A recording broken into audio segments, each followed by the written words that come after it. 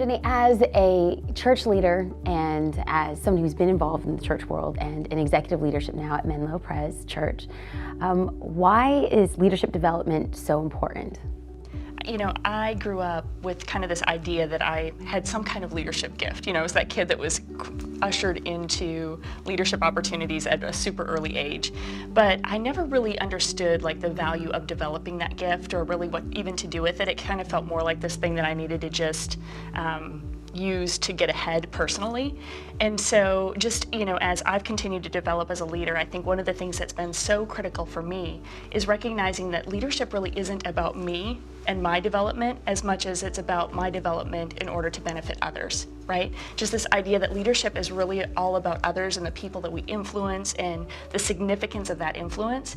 And so I wish that years ago I had learned the value of leadership really about the people that I serve and the people that I get to be involved in their world, and recognize just the value and significance of influencing others. And my development as a leader really has more to do with how I'm able to love, serve, and pour back into the lives of people around me. So let's talk about that for a second.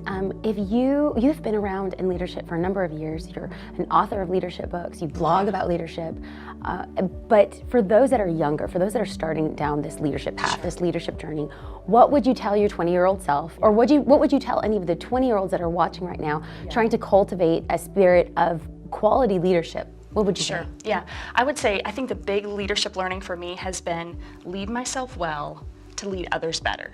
That there's so much about my heart and my development that God just needs to continue to work on, to churn, to work out those fears, insecurities, jealousies, you know, all that ugly stuff that we don't want to face. But once we face that and we realize there's so much work that God needs to do in our heart, that as we work on those things, as we face, I call them the clout killers. There's this whole concept of influence that I call clout, and that there are these things that kind of derail our leadership. But if we're willing to face those, and I wish at the age of 20 that I had paid attention to those things, but instead I just tried to cover them up, right? I just tried to pretend that I didn't have insecurities. I tried to pretend that I didn't have fear.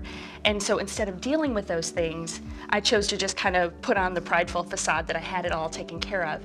And I wish that back in my early days of leadership, I would have recognized how significant those issues are and been willing to really dig into them and let God do a lot of great work in my heart.